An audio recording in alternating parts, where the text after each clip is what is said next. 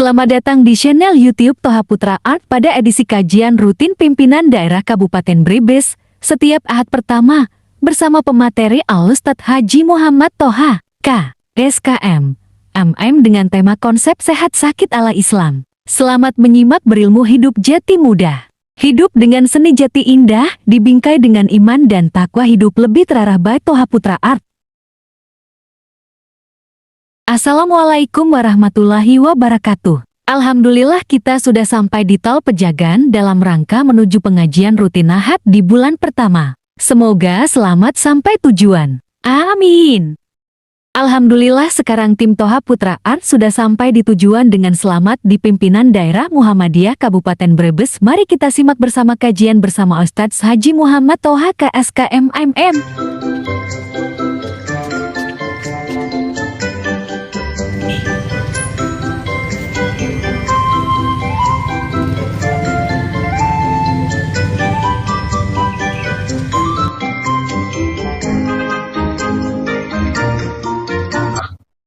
Ini mungkin tim dari Toha Putra Art akan meliput acara ini secara keseluruhan dan akan tayang di channel YouTube Toha Putra Art. Jadi supaya majelis tabligh dan dakwah khusus ini nanti banyak para dai-dai yang berdakwah di sosial media.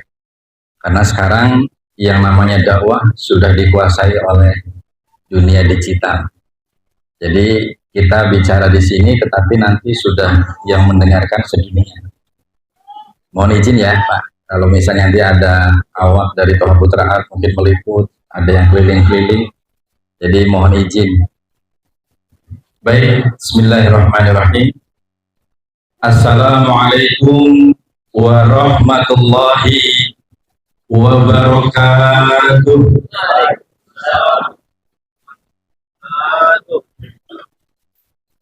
Innal hamdalillah nahmaduhu wa nasta'inuhu wa nastaghfiruh wa na'udzu billahi min shururi anfusina wa min sayyiati a'malina may yahdihillahu fala mudilla lahu wa may yudlil fala hadiya lahu. Asyhadu an la ilaha illallah wahdahu la syarikalah wa asyhadu anna Muhammadan abduhu wa rasuluh. Allah Ta'ala fi kitabihil karim, a'udzu billahi minasy syaithanir rajim. Sebaiknya pada pengajian-pengajian yang akan datang mungkin para dai dan para jamaah membiasakan diri dengan sama-sama membawa mushaf Al-Quran atau handphone yang sudah ada aplikasi Qurannya. Jadi kita nanti sharing ya, ngaji bareng. Allah Subhanahu wa Ta'ala berfirman di dalam Quran surat An-Nisa surat keempat, tepatnya pada ayat yang ke-9, ini memberikan peringatan kepada kita semua. Wabil khusus yang hadir di majelis yang insya Allah dirahmati Allah Subhanahu wa Ta'ala. A'udzu billahi minasyaitonir rajim. Wal yakhshal ladzina law taraku min khalfihim dzurriyyatan bi'afan khaufu 'alaihim falyattaqullaha wal yaqulu qaulan sadida, yang artinya dan hendaklah takut kepada Allah ya orang-orang yang sekiranya mereka meninggalkan keturunan yang lemah, termasuk kita semua yang ada di sini.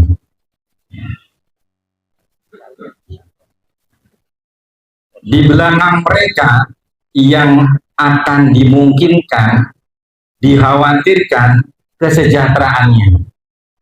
Nah, sejahtera di sini salah satunya nanti sesuai dengan konsep yang akan dibawakan pada tema judul pagi hari ini, yaitu konsep sehat dan sakit ala dinul Islam. Oleh sebab itu Allah memberikan statement hendaklah mereka selalu bertakwa, dan hendaklah mereka berbicara dengan tutur kata yang benar. Nah, di sini kita mestinya harus sudah mulai bertanya-tanya, kok Allah memberikan peringatan hendaklah kalian takut meninggalkan keturunan yang lemah, tetapi di sana harus ada obatnya. Hendaklah kalian bertakwa, ya, obatnya orang yang takut dengan keturunan yang lemah, hendaklah dengan apa? Dengan bertakwa. Kemudian hendak pula berbicara dengan tutur kata yang benar. Nah, ini jangan main-main tutur kata yang benar, ya. Sekarang satu contoh yang mudah dan gampang, kelihatannya sepele. Bahkan sok ada ustadz, sok ada kiai yang mengatakan, masa cuma dengan kata-kata mengucapkan selamat Natal saja membatalkan keislaman kita. Ini berkaitan dengan lisan dan hati, ya, yang kaitannya dengan konsep sehat dan sakit. Kalau kita berbicara sebelum berbicara sehat dan sakit, mungkin kita bagi yang sudah pernah melaksanakan nikah, akad nikah, awalnya kita hubungan laki-laki dan kaum ahwat ini terlarang, haram menurut Allah, menurut aturan Islam. Tetapi ketika ada untayan kata-kata, ya, ada ucapan dan tutur kata yang baik, ya, angga tuga, wajawaz tuga, kemudian dijawab, ya, qabiltu tajwijaha wa nikahaha li nafsi bidzalik. Maka yang tadinya haram menurut Allah kemudian menjadi halal. Maka tidak boleh bermain-main dengan lisan dan kata-kata. Begitupun di dalam ilmu kesehatan dan sakit. Tidak boleh menganggap enteng, wah sehat, kan saya waras, ya. Sing penting anak beras, ya, kemudian tenaganya keras, ya, itunya akas. Nah, itu bukan itu saja, tetapi Islam itu mengajarkan sehat dan sakit ini sangat kompleks. Mungkin kepada penyedia waktu tentang konsep sehat sakit ini tidak cukup 10 pertemuan, ya.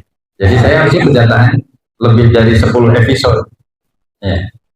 Tapi mudah-mudahan dari 10 episode ini mungkin bisa dirangkum beberapa kali pertemuan. Mudah-mudahan jemaah tidak kapok. Karena apa? Sehat sakit ini kebutuhan urgent bagi makhluk yang namanya manusia. Kemudian sebelum masuk kepada materi, saya sengaja mensipir dari hadis dari Abu Hurairah radhiyallahu an, Rasulullah Shallallahu alaihi wasallam bersabda. Yang hadis ini seperti ini, Bu. Matanya, al-mu'minul qawiyyu khairun wa habu ilallahi minal mu'minid dha'ifi wa fi kulli khair. Ini juga simpel, ya. Jadi sesungguhnya Allah, ya, ini lebih mencintai mukmin yang kuat, ya, daripada mukmin yang lemah.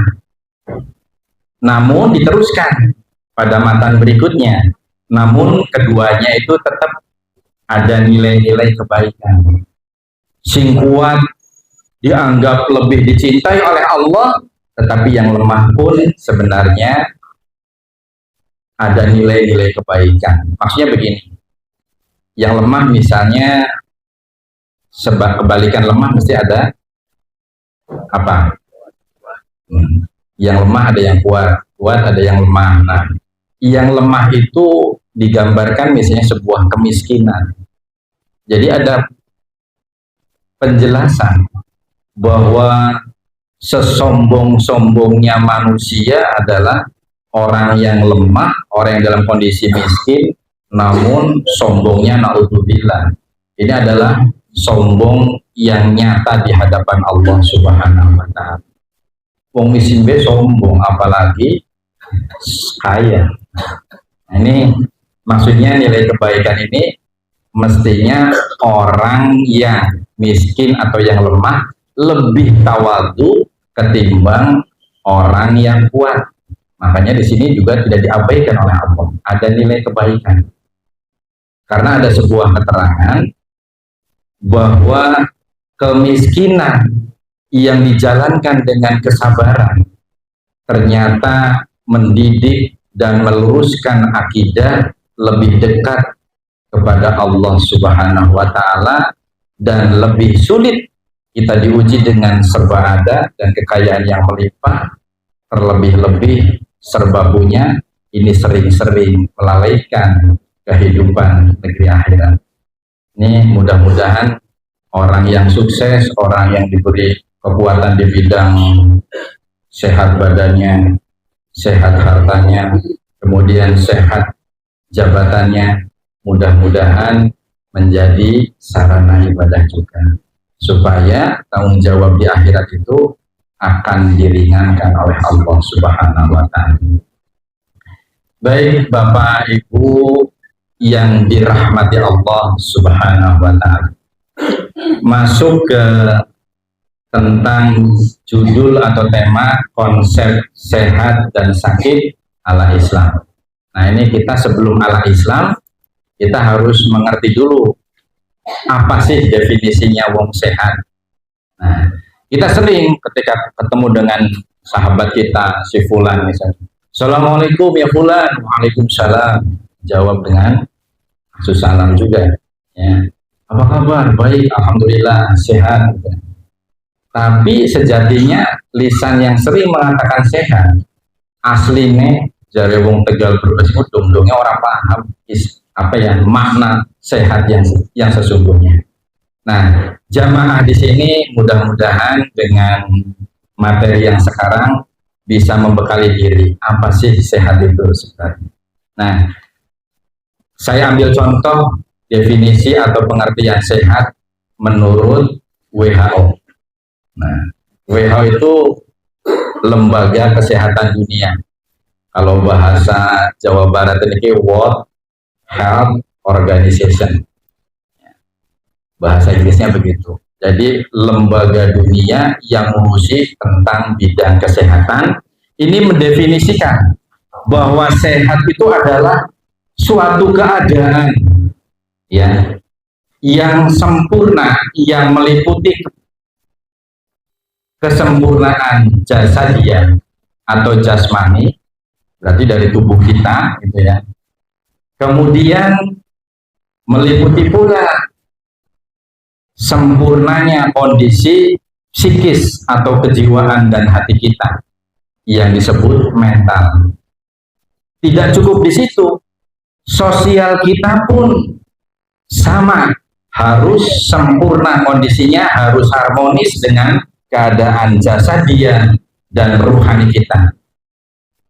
Bukan di situ saja, ekonomi kita juga harus mapan, harus mencukupi kebutuhan hidup kita dan keluarga kita. Syukur-syukur memberikan sumbangsih kepada pihak-pihak yang perlu dibantu. Nah, bukan hanya sekedar terbebas dari penyakit, cacat atau lemah. Nah, itu pengertian sempurnanya sehat itu begitu. Jadi kalau ada Pak Tuhan, ada orang yang jiwanya mentalnya nggak sehat, tapi orang bisa jalan-jalan, larinya 1000 meter tanpa ngos-ngosan gitu ya. Itu kan sehat Pak? Bukan. Itu bukan sehat, tapi baru waras jiwanya. Apa namanya? Baru waras jasadiahnya. Ya. Jadi kesimpulannya sehat itu adalah kondisi yang harmonis antara jasadiah atau jasmani, kemudian rohani kita, sosial kita, dan ekonomi kita. Nah, yang menjadi masalah besar di sini ternyata pengertian spiritual atau nilai kemahabesaran Allah tidak masuk di dalamnya. Karena nanti kalau sudah cerita tentang konsep sehat, ada orang yang berpenyakit sudah divonis oleh profesor dokter yang paling hebat di Indonesia, bahkan sudah ke luar negeri. Antum tidak usah berobat, dibawa pulang saja. Kasih makan yang enak-enak, suruh dekat-dekat dengan Tuhan, suruh dekat-dekat dengan Allah. Paling-paling usianya tidak lebih dari 15 sampai 1 bulan. Ternyata orang ini memiliki konsep sehat sakit yang berdasarkan al-Islam yang mulia ini, yaitu menghadirkan nilai-nilai ilahiyah di dalam hatinya, ditumbuhkan dengan semangat dan subur. Kemudian totalitas minta dan berdoa serta beribadah karena Allah, minta sembuh. Ternyata teori manusia yang hebat sekalipun tidak ada yang bisa menandingi kehebatan, kemahabesaran faktor yang maha kuasa. Hanya berobat ya di tempat yang biasa, tetapi karena keikhlasan minum obat dan semangat yang kuat untuk pengen sembuh, nggak sanggup ibadah. Alhamdulillah, sampai sekarang contohnya ada orang Lubuk ini yang divonis setengah bulan dengan diagnosis kanker ganas stadium lanjut. Sini kalau ada orang Lubuk, ada nggak ya? Nah ini bisa ditanya nanti testimoninya bisa ditanya langsung. Beliau sudah tidak bisa melihat, beliau sudah tidak bisa berkomunikasi karena seperti orang begu ya, berlutut gagu ya, karena tidak bisa berbicara. Kemudian jalan pun hanya tidak lumpuh, bisa ngesot gitu ya. Sekarang ibu berobat di klinik Ibnu Sina, tetapi dimotivasi dengan konsep sehat sakit yang saya sampaikan siang hari ini. Nanti bisa ditanya, tapi secara kode etik kesehatan Saru menyebutkan nama ya. Dan saya sampaikan kesembuhan ini bukan dari obat dan bukan dari Fatoha yang memberikan obat. Bismillah, insya Allah ini karena ridho dan karunia Allah Subhanahu wa Ta'ala. Beliau sekarang alhamdulillah sudah berobat 4 tahun dan sekarang bisa beribadah dengan baik. Kemarin pada saat saya ngisi kajian di Masjid Iqra, beliau alhamdulillah begitu mendengar saya ngisi, menyempatkan diri untuk hadir. Ya alhamdulillah, dan saya sampaikan ini contoh. Jadi jangan berkecil hati. Vonis keterbatasan ilmu manusia ini menurut Allah diluaskan tentang konsep sehat sakit. Maka konsep sehat menurut Allah, menurut dinul Islam, saya tambahkan kondisi kesempurnaan terhadap pemahaman hadirnya Allah di tengah-tengah kehidupan kita. Insya Allah itu namanya konsep sehat dan sakit plus ya. Ini berarti Islam luar biasa. Nah ini buktinya nanti akan dibuktikan dengan yang disampaikan pada pagi hari ini ya.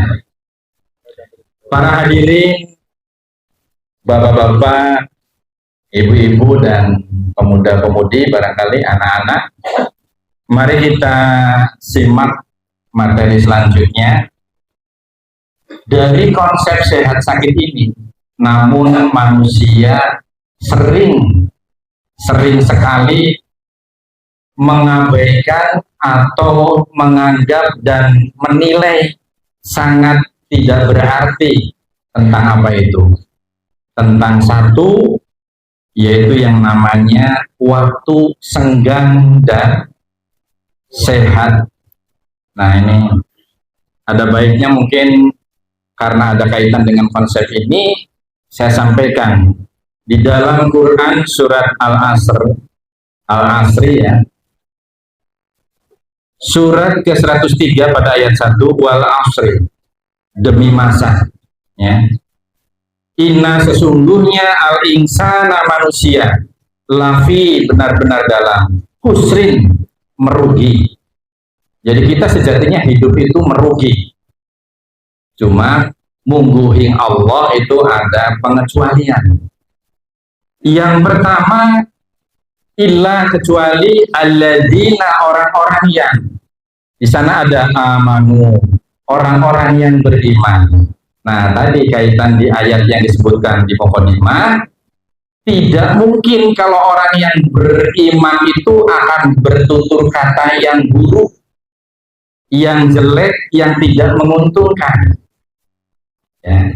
Sehingga orang yang selalu bertutur kata baik, pasti hatinya itu akan diterangi oleh nur ilahiyah, nur kebenaran, nur kebaikan, dan tidak mengandung ujaran-ujaran yang tidak baik.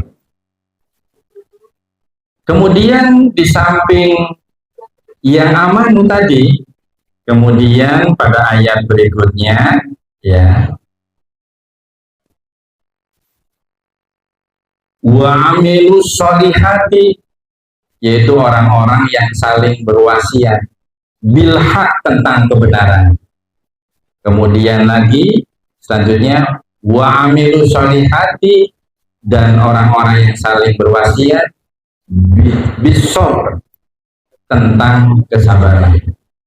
Nah, sabar janjane orang yang selalu qanaah, ya, selalu meyakini qada dan qadar Allah yang diberikan kepada kita, sambil berusaha sekuat-kuatnya menjalankan perintah-perintahnya dan berupaya menjauhi segala larangan-larangannya.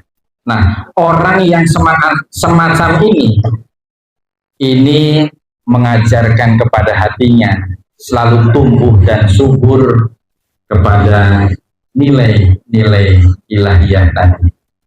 Sehingga konsep tadi menghadirkan spiritual, ya, nilai-nilai spiritual ini adalah konsep yang dikatakan konsep sehat dan sakit menurut Islam.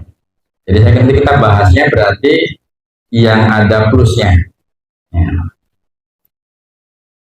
Para hadirin wal hadirat rahimakumullah, ya.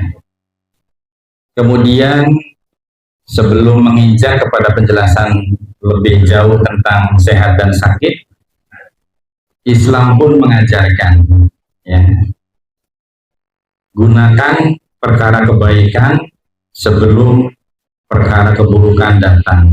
Nah, ini Rasulullah Shallallahu Alaihi Wasallam ini pernah menasehati seseorang, ya, igtanim khamsan qabla khamsin sababaka qabla haramika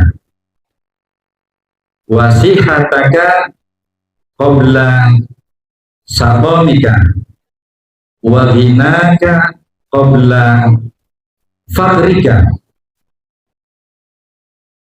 wa faraghuka qabla sadlika wa hayataka qabla mautika. Nah, kata Kanjeng Nabi, manfaatkanlah 5 perkara sebelum perkara yang 5 itu akan menghampiri kita semua. Apa itu? Yang pertama, waktu mudamu gunakan untuk hal-hal kebaikan dan beribadah kepada Allah dan beribadah ke sesama makhluknya sebelum datang masa sepuh kepada kita semua.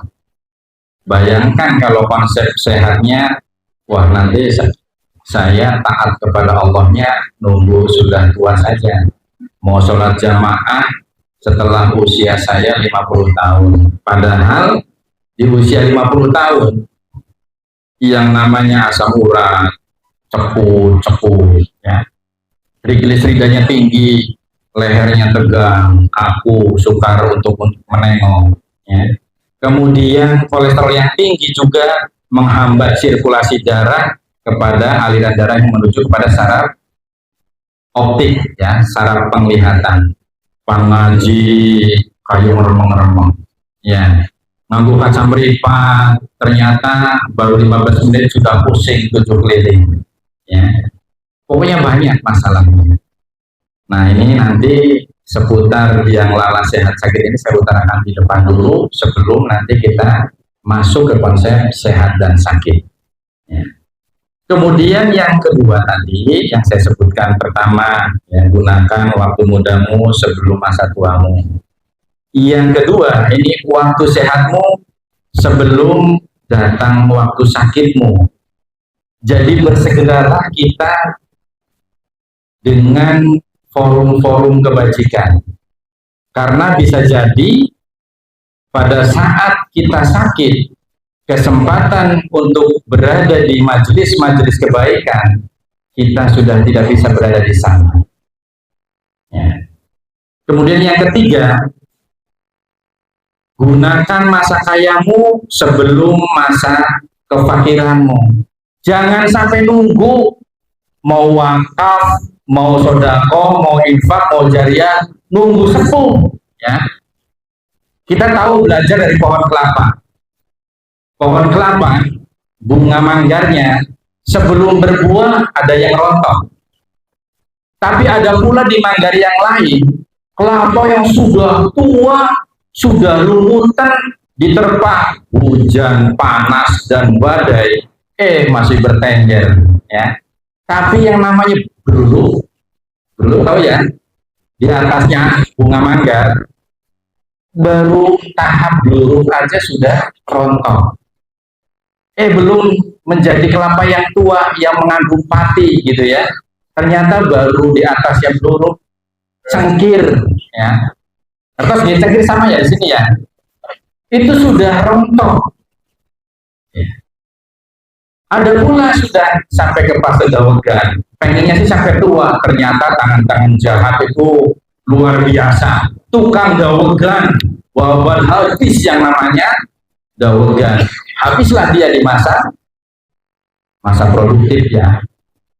Nah, ini adalah gambaran bahwa maut itu ya, ini terkait dengan konsep sehat sakit, akan datang kepada kita itu dalam wujud yang sangat-sangat rahasia.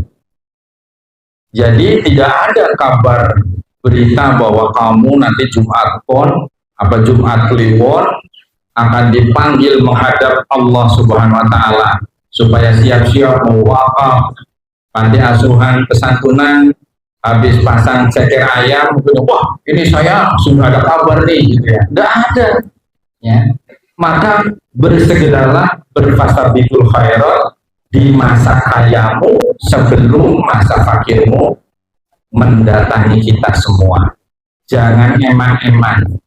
Tidak ada teori orang zakat, orang sodako kemudian jadi jatuh miskin.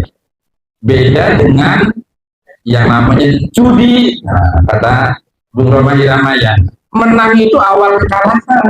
Jadi jangan menang togel sekali, pasang lagi, akhirnya rumah dijual, sampai istri berangkat ke luar negeri. Subhanallah, jangan sampai seperti itu. Ya. Kemudian masa luangmu gunakan di dalam majelis-majelis yang sangat bermanfaat sebelum masa sibukmu menghampiri kita semua.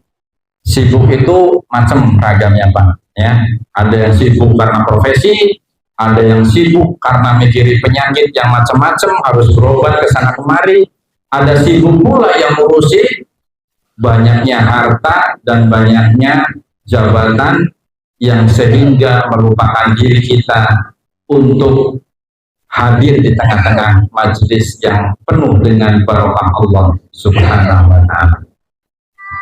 Kemudian yang terakhir yaitu gunakan hidupmu, nah tadi maut ini sebelum masa matimu menghampiri kita semua. Nah, ini diriwayatkan oleh Al-Hakim di dalam Al-Mustadraknya, ya, ini pada Al-Mustadrak pada bab keempat halaman 341, ya. Kemudian Al-Hakim mengatakan bahwa hadis ini sahih, ya, sesuai dengan syarah dari Bukhari dan Muslim. Jadi ini bisa untuk menjadi hujah atau landasan hukum. Kemudian sekarang masuk kepada konsep sehat. Nah, untuk memahami kesehatan itu, kita harus memahami unsur-unsur kesempurnaan masing-masing yang tadi dijelaskan. Yang pertama yaitu kesehatan fisik. Salah satunya ialah Quran surat Al-A'raf surat ke-7. Silakan yang bawa Quran barang-barang dibuka ya. Al-A'raf ayat ke-31.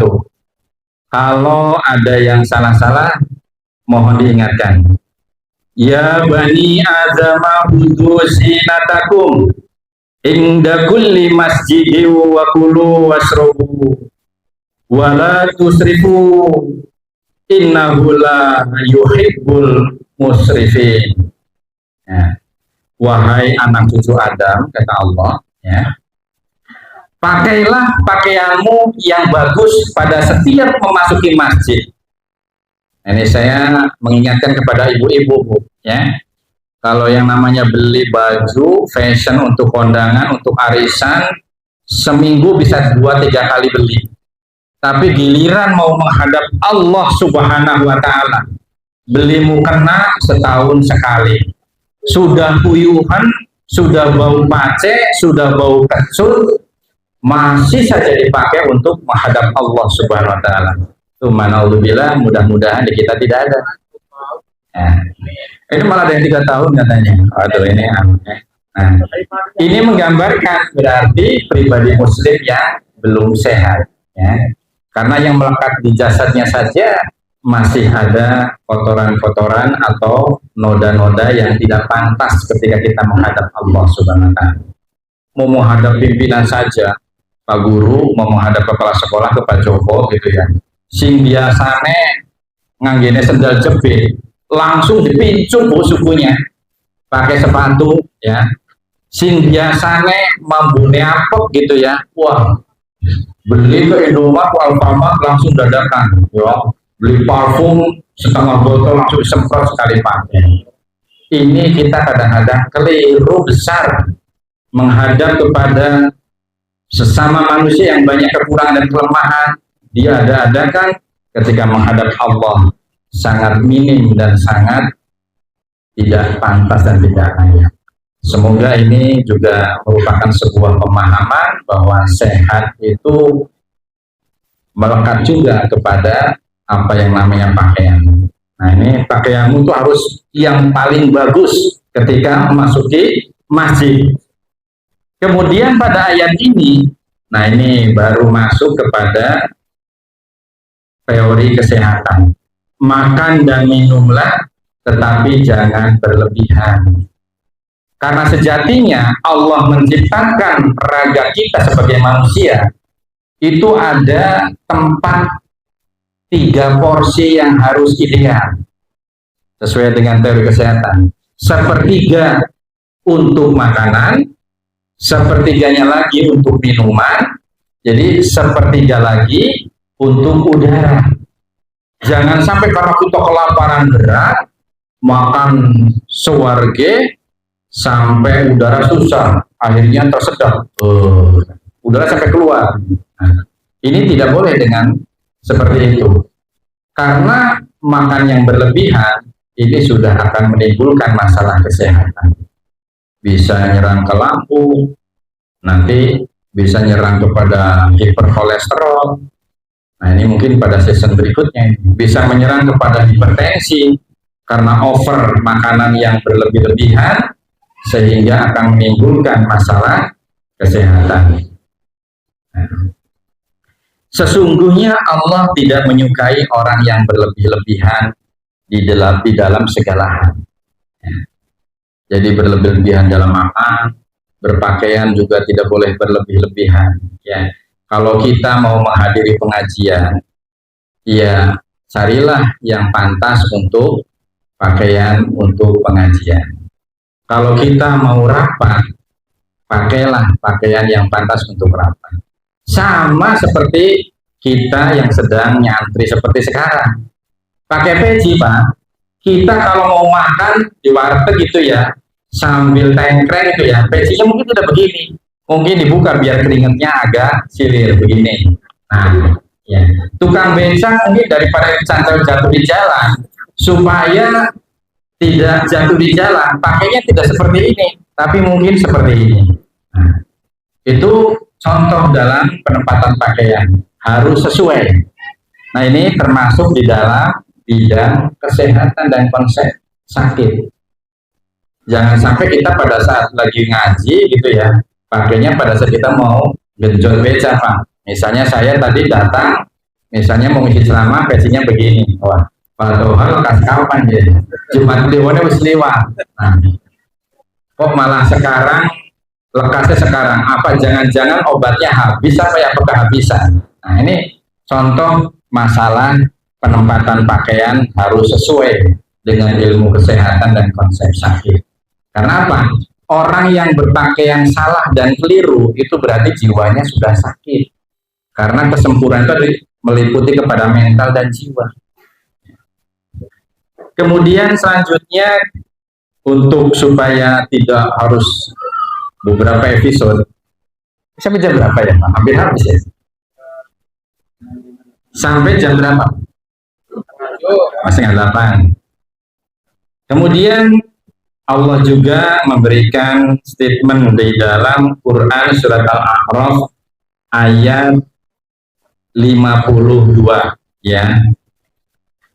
Walaqad ji'nahum bikitabin fasalnahu ala ilmin huda wa rahmatil liqaumin yu'minun. Ya. Silakan dibuka Quran surat Al-A'raf ayat 52 ya. Sungguh kami telah mendatangkan kitab Al-Quran kepada mereka yang kami jelaskan atas dasar pengetahuan. Tidak ada Allah menurunkan Al-Quran bertentangan dengan ilmu pengetahuan. Nah, maksudnya ini sebagai petunjuk dan rahmat bagi orang-orang yang beriman. Jadi satu contoh tadi kaitkan dengan ayat sebelumnya. Apa iya ya makanan yang berlebih-lebihan kan duit gue ya. Misalnya rezeki saya pribadi. Ngapain ya repot-repot? Oh, makan harus dibatasi, tidak boleh berlebih-lebihan ya. Tadi misalnya mau berangkat sudah sarapan. Karena Pak Ustadznya belum datang, di sana ada mie ayam ya. Kita kuliner dulu mie ayam. Setelah mie ayam, kemudian padahal sudah penuh perutnya. Di sini dapat nasi kotak, diembat juga. Nah, kemudian pulang ke rumah, waduh, ibunya menyiapkan opor yang harumnya baru assalamualaikum sudah menusuk hidung. Gak tahan, Bu, langsung Bu makan pula. Nah, sehingga yang namanya lambung langsung memproduk asam lambung berlebihan karena untuk mengantisipasi jumlah makanan yang overlap. Asam lambung berlebihan sehingga membuat korosif kepada mukosa lambung dan usus. Sehingga peristaltik atau gerakan usus kemudian seperti ilmu syairnya lagu keroncongan maksudnya. Kruyo. Beberapa menit kemudian, waduh buat orang pulos gitu ya. Tolong dikerik, tolong dipijat. Muntah. Langsung masuk ke WC, ya. Atas keluar, bawah keluar, atas keluar. Akhirnya timbullah yang namanya GED, gastroenteritis dehidrasi, penyakit. Nah, ini membuktikan bahwa berlebih-lebihan itu bisa dipertanggungjawabkan secara ilmu pengetahuan di bidang kesehatan, terutama di bidang ilmu penyakit internis atau penyakit dalam. Ini satu contoh kecil dari pola makan yang berlebihan.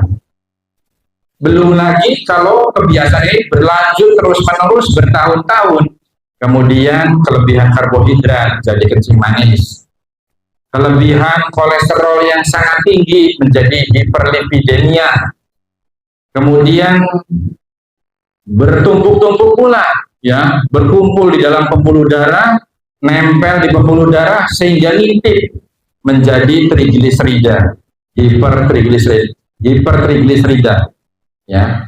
Jadi jumlah trigliseridanya sudah di atas ambang normal, yaitu 150 satuan internasional, ya. Kemudian apa? Baru mau sholat subuh, pusing 7 keliling yang disebut vertigo.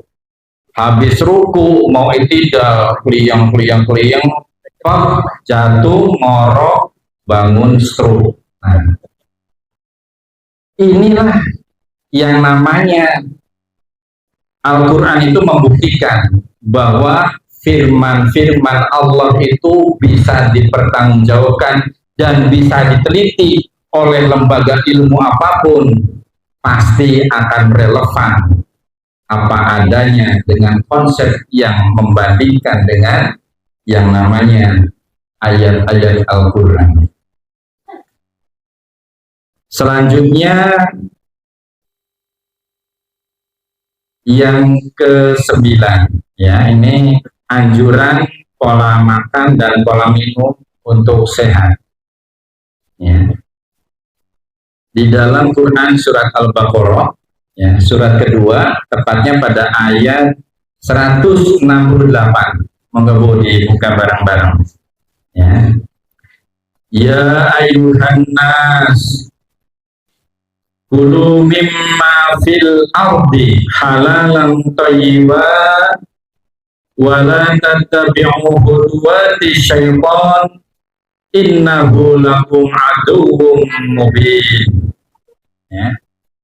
Wahai manusia, makanlah dari makanan yang halal dan yang baik yang terdapat di bumi, dan janganlah kamu mengikuti langkah-langkah setan, sungguh setan itu musuh yang nyata bagimu.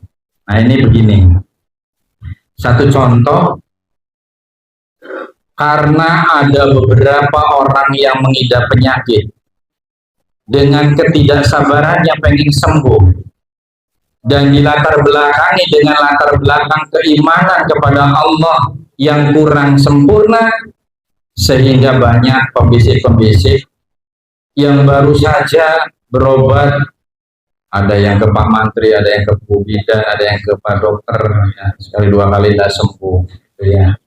Kemudian datang ke para dukun, paranormal, kahyu dan sebagainya. Nah, ini berarti sudah memberikan sinyal bahwa jiwa kita itu berarti sudah sakit, ya, sudah tidak benar.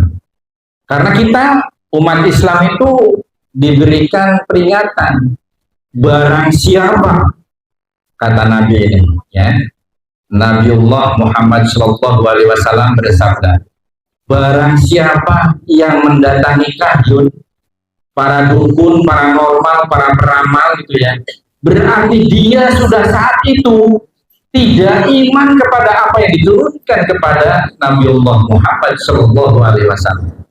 Berarti sudah tidak iman kepada Al-Quran. Kelihatannya sepele, tapi teorinya di mana-mana masih sering. Kan sama-sama cari sababiyah, Pak. Cari sababiyah ke paranormal, cari sababiyah ke Pak Mantri, ke Pak Dokter. Beda, Bu. Ya.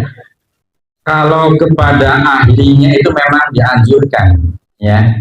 Serahkanlah semua perkara pada ahlinya, dan bila mana diserahkan kepada yang bukan ahlinya, hancurlah semuanya. Ya. Itu ajaran-ajaran yang mulia dari agama kita.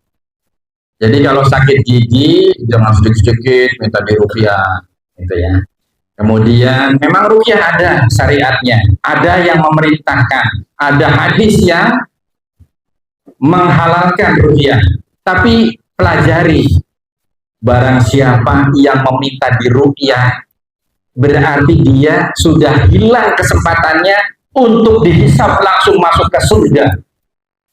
Eman-eman, Bu, jangan sedikit-sedikit diruqyah, sedikit-sedikit diruqyah, gitu loh. Nah, ini mohon maaf kepada para ahli ruqyah, jadi harus mensiasati. Kalau ada pasien yang pengen diruqyah, jangan sampai pasien yang suruh minta diruqyah, ya. Tawarkan, Anda yang menawarkan, ya. Mas, aku kasihan sama sampean, gitu ya. Sampean berobat kemana-kemari, ke sana kemari, kok belum ketemu hasilnya. Ya, coba barangkali. Nah, ini nanti kalau misalnya penjelasan saya mungkin ada perselisihan sedikit, ya. Jadi itu intinya ruqyah itu memang diperbolehkan, tetapi kondisinya kondisi yang betul-betul menentukan untuk diruqyah. Saya kira angel Pak, lara weteng tas mangan jengkol sakilo gitu ya. Orang bisa ngentut, nggak bisa gitu ya. Datanya ke tukang ruqyah. Ini kan sudah.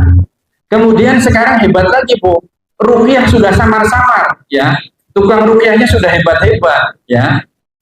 Sorban untuk musir jin, tasbih untuk mukul kuntilanak ya. Sekarang sampai tukang ruqyah itu sudah aneh-aneh Bu. Sudah pakai labelnya ustadz ya. Padahal kemarin contohnya gitu ya, menerjemahkan surat Anas aja keliru ya di sosial media itu, memalukan itu ya. Itu contoh ya, contoh kecil. Sing ruqyah bikin bodoh, berarti sing jauh di ruqyah luwih bodoh. Ini jangan sampai kita terjebak hal-hal yang seperti ini. Bapak dan Ibu yang saya hormati, mohon maaf Bu, saya itu biasa melayani pasien. Jadi di dalam menyampaikan nih bahasanya gado-gado. Mungkin ada Jawa, mungkin ada bahasa Indonesia, mungkin ada bahasa-bahasa yang kelihatannya kayak artin kertok, bukan genah, tapi aslinya itu bukan karena ketidaketisan, tetapi saya maksud untuk mempermudah dipahami saja. Nyuwun pangapurane ingkang kathah ya. Jadi karena apa? Kebodohan itu sebenarnya tempatnya di neraka. Jadi karena orang-orang yang seperti tadi disebutkan, insya Allah itu mendekatkan diri kepada ahlul bid'ah. Ya. Sedangkan bid'ah itu adalah kebodohan. Kebodohan itu tempatnya nanti besok di final. Ya. Jadi kita kalau bisa jauh-jauhlah, ya. Kalau bisa sebelum berobat ke paranormal dan para yang model-model begitu, cobalah berkonsultasi dengan sahabat, dengan Pak Ustadz, dengan Pak Kiai yang hanif, yang lurus, ya. Karena sekarang banyak label Kiai, Ustadz itu ya setengah-setengah, ya. Ada Ustadz setengah dukun, ya. Ada dokter setengah dukun dan sebagainya. Ada sekarang dokter juga modelnya itu ya. Ada dokter malah resepnya ada minyak wangi, nanti kemudian kembang warna pitu, ya ada Pak ini. Ya. Tapi ini sekarang sudah tidak ada orangnya, alhamdulillah. Mudah-mudahan tidak ada penerusnya. Bahkan yang aneh lagi sekarang masih ada penerusnya nih ya. Kalau menyebut nama berobat di spesialis internis itu malah lucu Bu. Begitu datang sudah tebak, ibu penyakitnya itu hanya ada yang bikin.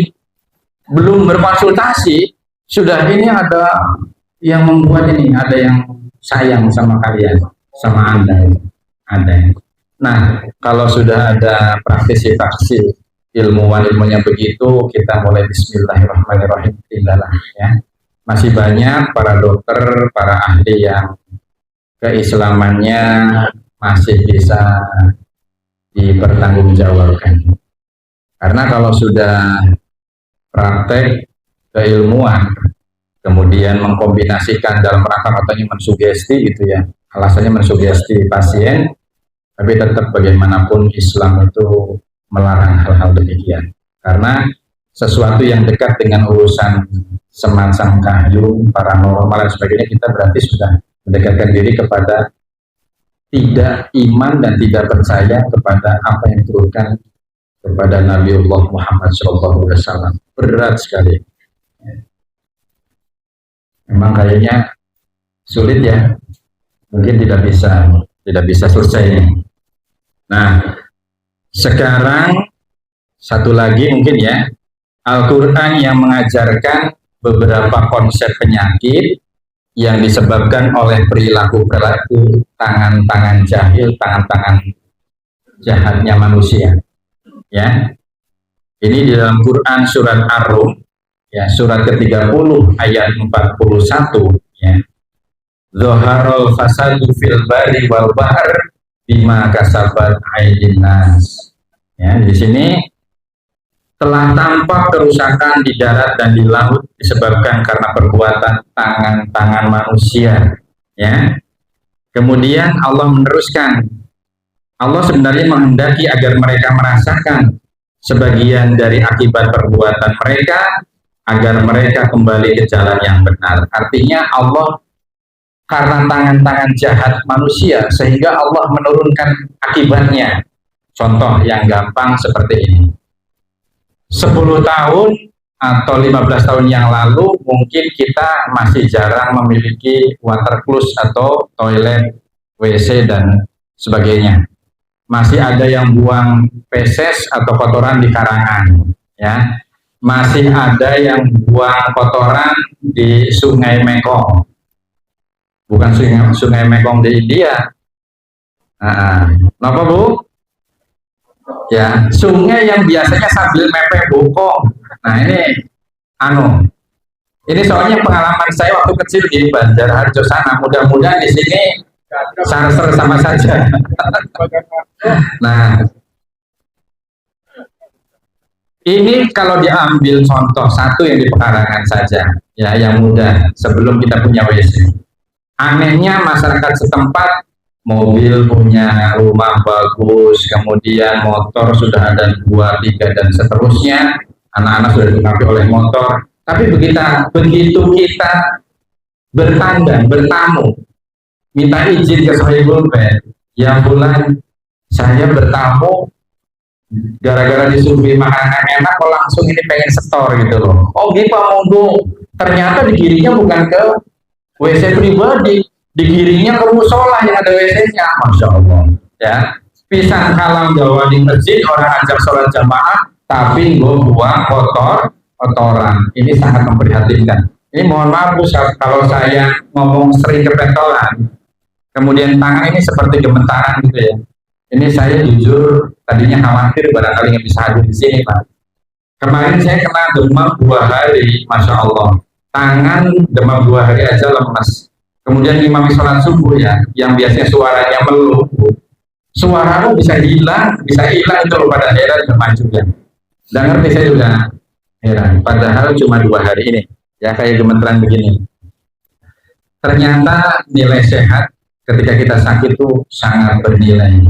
Nah, ini alhamdulillah saya hari pertama bisa beraktivitas karena dipesan Pak Fatur Rozi ya, sampai berkali-kali di Japri, di WA, Pak ini loh fotonya, digambar fotonya suruh ngisi di sini. Tapi alhamdulillah karena sering baca jadi saya semangat. Jadi alhamdulillah sakit saya cepat sembuh. Ini bisa dipertanggungjawabkan secara ilmu pengetahuan tadinya pada ayat yang telah disebut tadi, bahwa buang kotoran di sembarang tempat berarti akan mengundang tamu-tamu yang tidak diundang. Siapa dia? Lalat, kecoa, ya. Terus apalagi tikus, ya, yang senang yang kotor-kotor lah. Nah, begitu si fulan berak di pekarangan kebetulan habis kena diare. Beraknya saja yang tidak sakit mengandung bakteri coli. Apalagi yang beraknya itu kena penyakit diare, waduh, sudah ada plasmodium, sudah berkolaborasi dengan virus. Di sana tempat yang paling menyenangkan buat lalat dan kecoa, ya. Kemudian berpestalah di sana. Setelah berpesta, yang namanya lalat itu tidak pernah puas dan senangnya berlebih-lebihan. Plesirlah, ya, wong. Nah, rumahnya Bu Fulani habis masak, wah, mau menyiapkan hidangan buat suami tercinta. Kebetulan tidak tertutup, ya. Habis dari TA1 rame-rame, ya, pesta di makanan ke Ibu Fulani. Nah, begitu dimakan oleh keluarganya berjamaah, bakteri yang tadinya dari kaki lalat itu berpindah ke makanan yang dimakan, sehingga dengan masa inkubasi yang 1 sampai 2 hari. Ya, masa inkubasi itu adalah proses masuknya kuman sampai menyerang menjadi penyakit. Itu untuk penyakit diare itu 2 hari. Nah, itu kemudian musik keroncong mulai rame ya, kruyok-kruyuk, runcang-roncong ya. Akhirnya tertular melalui penularan vektor yang namanya lalat dan kecoa tadi. Kalau dikaitkan dengan ayat tadi, ini sangat relevan dengan ilmu. Ini merupakan beberapa rangkaian fenomena penyakit yang disebabkan oleh makanan yang berlebih-lebihan dan ketidakpintaran kita mengelola tangan kita untuk menjaga alam. Ya. Ini baru satu contoh lalat. Yang kedua bukan karena lalat, tetapi karena tangan manusia yang nakal. Apa sekarang? Borak yang menjadi campuran kimia untuk campuran ini apa? Pengolah cincin, campuran emas, borak dicampur sama kerupuk. Ya, ayam yang tiren dikoleh sama borak kemudian kelihatan seger kembali. Ya. Kemudian formalin yang biasanya untuk suntikan mayat dan untuk pengawet makanan-makanan, maksud saya bukan untuk makanan-makanan ya. Nah, ternyata dipakai oleh orang-orang yang bertangan jahat. Sehingga apa? Yang namanya bahan-bahan karsiogenik tadi, bahan-bahan yang diduga akan menimbulkan kanker tadi, sehingga akan meracuni tubuh kita manusia. Begitu diteliti, ternyata betul relevan dengan Quran surat Ar-Rum ini tadi. Tangan-tangan jahat kita yang merusak tatanan kehidupan. Jadi berbahagialah kita sebagai muslim ya, yang mengamalkan ilmu kesehatan plus sehingga nanti kita terbebas dari penyakit. Nah, ini yang penyakit yang satu ini yang sebenarnya lagi tren masa kini. Artinya penyakit menular itu mungkin 5 tahun yang lalu jumlahnya banyak di Indonesia. Tapi sekarang sudah mulai bisa dieliminasi angka kesakitan dan angka kematiannya. Namun yang sekarang sedang marak dan sedang menjadi trending topik di bidang kesehatan, justru penyakit-penyakit yang datang dari kesalahan hati dan pola berpikir kita. Yang paling memprihatinkan, ternyata dari penyakit-penyakit hati yang menyebabkan penyakit itu yang biasa dikonsumsi oleh kita semua. Contoh yang gampang, anak tangga tuku mobil serasa hatinya panas bu, sampai tidak bisa tidur sehari semalam. Keringat panas dinginnya keluar tanpa sebab. Aneh ini, ya. Ada orang beli mobil kok sewot, ya. Ada yang beli motor, ya. Panas juga bu. Kemudian nyebar isu, wah si fulan motornya baru, tapi coba kita dengerin suaranya. Oh pantes hasil beli kredit, mending punya saya katanya. Bodol-bodol mau dinilai, cash. Nah itu untuk mengobati dengki, iri ya, hasad dan hasud itu ada saja teorinya, sehingga hati dan pikiran itu semakin hari semakin rusak. Rusaknya pikiran dan hati timbul masalah-masalah yang mungkin nanti tidak bisa disebutkan pada pertemuan pagi hari ini, masih panjang soalnya. Ya. Mudah-mudahan pada kesempatan yang akan datang bisa disambung.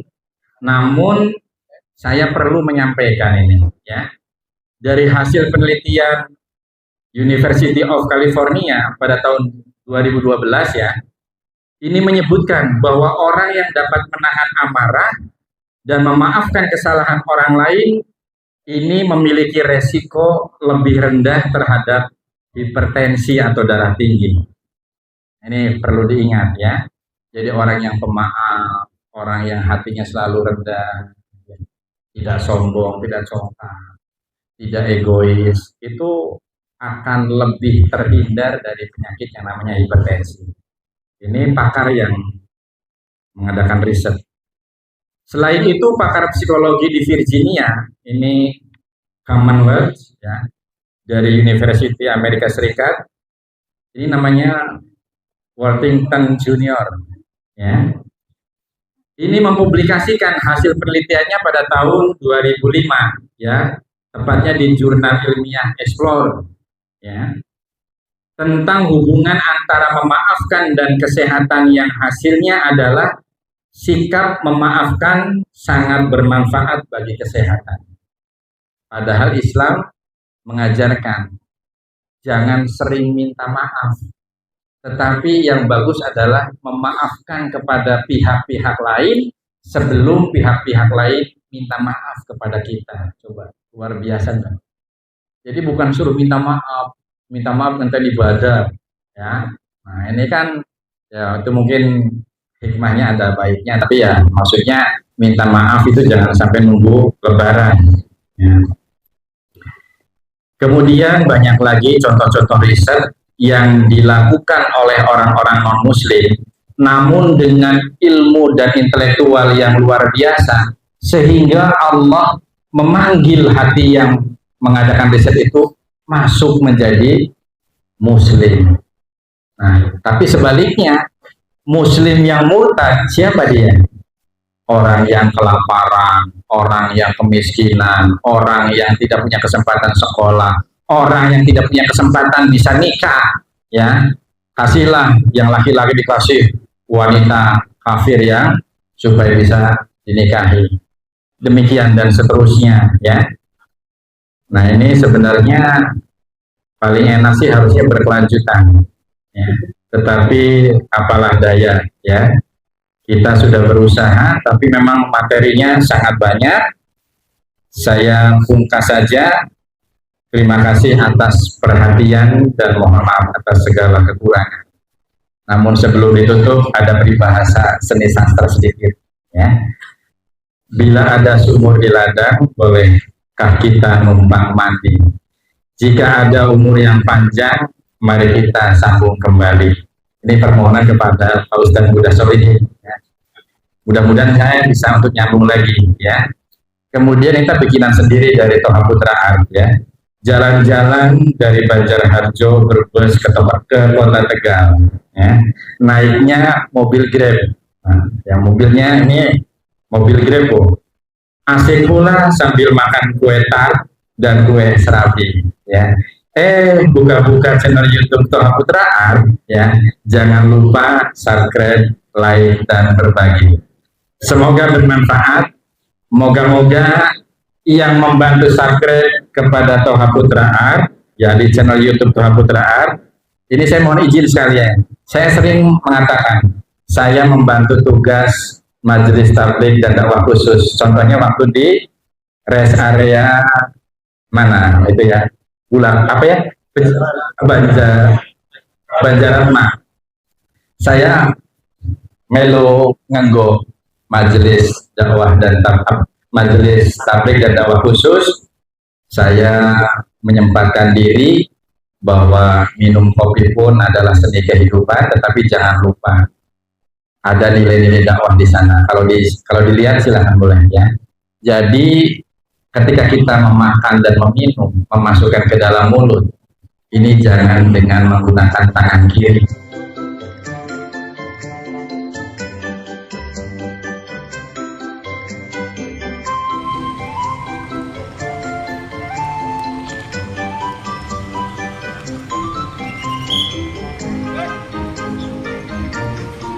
Jangan lupa like dan subscribe channel YouTube Toha Putra Art. Terima kasih. Sampai jumpa di video selanjutnya.